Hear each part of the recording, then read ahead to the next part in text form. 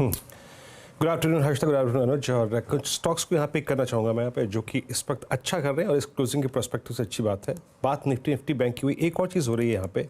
Nifty IT अब almost मेरे ख्याल से 2 अगस्त के बाद पहली बार अपने एक average, short term average 20 day exponential moving average को क्रॉस करने के बाद अब 10 डे मार्क को टेस्ट करता हुआ, और इसीलिए मैंने पिक किया है एज ऑफ नाउ इस वक्त इन्फोसिस। स्क्रीन पे आएगा डायरेक्टर साहब, इन्फोसिस के स्टैट्स फ्यूचर्स के भी रखिएगा और इसका ओपन इंटरेस्ट रखिएगा 1798, और अगर आप इसकी प्लेसमेंट देखें तो ये 1 शेड बेटर है वर्सेस इसी के इंडेक्स से, यानी निफ्टी आईटी से। डे हाई पर 1.25 लाख शेयर ओपन इंटरेस्ट में कम हुए हैं। अभी हार्डली शॉर्ट कवरिंग शुरू हुई है, लेकिन अगर आप टिक बाय टिक चार्ट देखें तो डे हाई की ट्रैजेक्टरी में आके ऑलमोस्ट अगर आप देखें स्टॉक ट्रेड करता हुआ, ये मूव अप्रॉक्सीमेटली 11:15 बजे के आसपास शुरू हुआ था। तो एक इन्फोसिस रडार पर रहेगा, अच्छा मूव देता हुआ।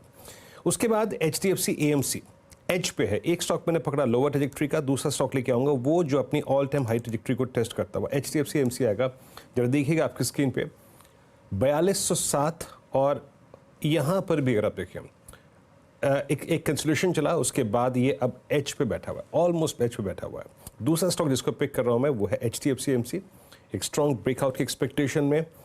बैंकिंग में अभी जो अनुज जिक्र कर रहे थे कि बैंक निफ्टी का रिवर्सल 100 डे को रिस्पेक्ट देना, उसके बाद उसके ऊपर आना, मैं यहाँ पे एक्सिस बैंक को पिक कर रहा हूँ। 1.5% ऊपर है, लेकिन ये वो स्टॉक जो कि सबसे, जिसे कहते हैं ना, मीन एक्सट्रीमली ओवरसोल्ड ट्रैजेक्टरी में लगभग पिछले पूरे हफ्ते का, यानी 5 अगस्त, उसके बाद 6 अगस्त, उसके बाद 7 अगस्त, उसके बाद 8 और इवन 9, पूरे हफ्ते के 5 की 5 कैंडल्स का लो था 200 डे एक्सपोनेंशियल मूविंग एवरेज। आज की इस तेजी जो कि जनरेट हो रही है फ्रॉम 200 डे में, एक मीनिंगफुल आई थिंक रिकवरी है। 10 डे को पार करता हुआ 1166, यहाँ पे मैं बैंकिंग से इस ओवरसोल्ड स्ट्रक्चर को पिक करूंगा। और एक है केमिकल बास्केट में UPL 2.5% ऊपर, ये अब एक बार फिर से 200 डे एक्सपोनेंशियल मूविंग एवरेज के ऊपर आके ट्रेड कर रहा है।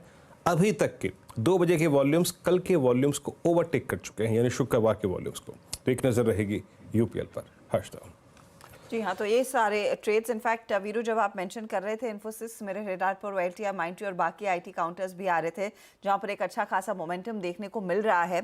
तो निफ्टी आईटी बाद में डिस्कस करेंगे, लेकिन पहले आपके लिए लेकर आते हैं इस समय के ट्रेंडिंग काउंटर्स। और आज काफ़ी इंटरेस्टिंग मूव्स देखने को मिल रहे हैं कई स्टॉक्स की तरफ से। तेजी वाले काउंटर्स आपकी स्क्रीन पर लेकर आएंगे पहले, जहां पर हमने देखा है आज एक्शन जोर पकड़ता हुआ दिखाई दे रहा है।